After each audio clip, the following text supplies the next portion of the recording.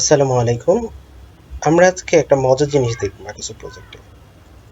একটা নতুন প্রজেক্ট নিয়ে যখন আমরা কাজ করব, প্রজেক্টের শিডিউল নিয়ে যখন আমরা কাজ করব, তখন ওই প্রজেক্টটায় আমরা জানি ক্যালেন্ডারটাকে সেট করতে হয়। আমরা কোন ক্যালেন্ডারটাকে ব্যবহার করব, সেই জিনিসটা আমাদেরকে সেট করতে হয়।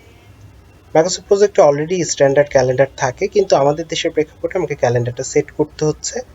যদি আমার কোনো পুরনো প্রজেক্টের ক্যালেন্ডার বা কোনো একটা অনগোয়িং প্রজেক্টের ক্যালেন্ডার অলরেডি সেট করা থাকে, তাহলে সেই ক্যালেন্ডারটাকে কি করে আমি আমার নতুন প্রজেক্টে ইম্পোর্ট করব বা কপি করব, সেই জিনিসটা আমরা দেখব খুব সহজে এবং খুবই অল্প সময়। চলুন শুরু করা যাক।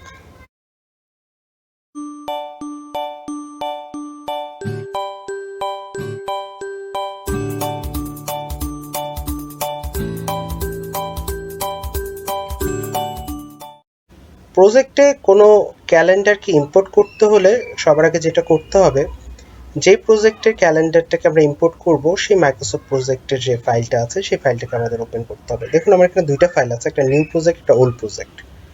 ওল্ড প্রজেক্টের ক্যালেন্ডারটা আমরা নিউ প্রজেক্টে আজকে ইম্পোর্ট করব। তো আমরা ওল্ড প্রজেক্টটা ওপেন করলাম। দেখুন, অলরেডি এখানে একটা রেডি ক্যালেন্ডার নামে একটা প্রজেক্ট আছে। এই প্রজেক্টের ক্যালেন্ডারটা যদি আমরা দেখি, ক্যালেন্ডারটার নাম রেডি ক্যালেন্ডার। এখানে অলরেডি 2023 সাল পর্যন্ত ছুটি ছাটা সবকিছু অ্যাড করা আছে। আমরা জাস্ট এই ক্যালেন্ডারটাকেই, এই রেডিমেড ক্যালেন্ডারটাকে আমরা আমাদের নতুন প্রজেক্টে ব্যবহার করব। শুরুতে আমরা যে প্রজেক্টের ক্যালেন্ডারটাকে অ্যাড করব বা কপি করব, সেই প্রজেক্ট, মাইক্রোসফট প্রজেক্টের সেই ফাইলটাকে ওপেন করলাম। যেই প্রজেক্টটায় আমরা নতুন ক্যালেন্ডারটাকে ইম্পোর্ট করব, সেটাকে আমরা ওপেন করলাম। ধরুন আমার এই প্রজেক্টের নাম হচ্ছে নিউ প্রজেক্ট। নিউ প্রজেক্টে আমরা এখন ওল্ড প্রজেক্টের ক্যালেন্ডারটাকে ইম্পোর্ট করব। সেক্ষেত্রে আমরা কি করে ইম্পোর্ট করতে পারি? আমরা ফাইলে যাব, নিউ প্রজেক্টের ফাইলে যাওয়ার পরে দেখুন অর্গানাইজ গ্লোবাল টেমপ্লেট নামে একটা জায়গা আছে। অর্গানাইজ গ্লোবাল টেমপ্লেটে আমরা যাব। অর্গানাইজ গ্লোবাল টেমপ্লেটে যাওয়ার পরে এই যে ড্রপডাউন, যেই অ্যারোগুলো বা যে কার্সরগুলো আমরা দেখতে পাচ্ছি, এখানে একটা জায়গায় দেখবেন ক্যালেন্ডার্স লেখা আছে। আমরা ক্যালেন্ডার সিলেক্ট করব। ক্যালেন্ডার সিলেক্ট করার পরে আমরা কোন ক্যালেন্ডারটা অ্যাভেলেবেল, কোথা থেকে নিচ্ছি, সেই জায়গাটা সিলেক্ট করবো। অর্থাৎ গ্লোবাল এমপিটির এখানে আমি যদি ড্রপডাউন অ্যারোটা ক্লিক করি, ওল্ড প্রজেক্টটা সিলেক্ট করলাম। ওল্ড প্রজেক্টের দুইটা ক্যালেন্ডার অ্যাভেলেবেল আছে, রেডি ক্যালেন্ডার এবং স্ট্যান্ডার্ড ক্যালেন্ডার। আমরা রেডি ক্যালেন্ডারটাকে কপি করব। যেহেতু আমার নিউ প্রজেক্টে আমি কপি করব, নিউ প্রজেক্টে আমার অলরেডি স্ট্যান্ডার্ড ক্যালেন্ডার নামে একটা ক্যালেন্ডার আছে। আমি জাস্ট রেডি ক্যালেন্ডারটাকে সিলেক্ট করে কপি করব এবং এখান থেকে বেরিয়ে আসব, ক্লোজ করে বেরিয়ে আসব।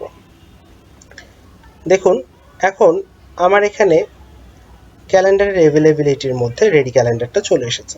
আমি যদি রেডি ক্যালেন্ডারটা দিই, আমি ক্যালেন্ডারটা সম্পূর্ণ আগের যে প্রজেক্টের ক্যালেন্ডারটা ছিল সেই ক্যালেন্ডারটা পেয়ে যাচ্ছি। এবার আমরা এই ক্যালেন্ডারটাকেই এই প্রজেক্টে অ্যাপ্লাই করতে পারি কিভাবে? খুব সিম্পল। এটা আমরা আগেও যখন ক্যালেন্ডার তৈরি করেছি তখন দেখেছি। প্রজেক্ট ইনফরমেশনে যাব, ক্যালেন্ডারে যাব, স্ট্যান্ডার্ডের জায়গায় আমার এই রেডি ক্যালেন্ডার চলে এসেছে। আমি রেডি ক্যালেন্ডারটাকে সিলেক্ট করব, ওকে দিব, বাস। আমার এই প্রজেক্টটা এখন আমি যখন কাজ করব, তখন আমি আমার যে রেডি ক্যালেন্ডারটা সিলেক্ট করলাম সেই ক্যালেন্ডারটাই এখানে অ্যাপ্লিকেবল হবে। আশা করছি এই ছোট্ট ট্রিক্সটা আপনাদের শিডিউল ম্যানেজমেন্টে বা শিডিউল করার ক্ষেত্রে খুব কাজে লাগবে।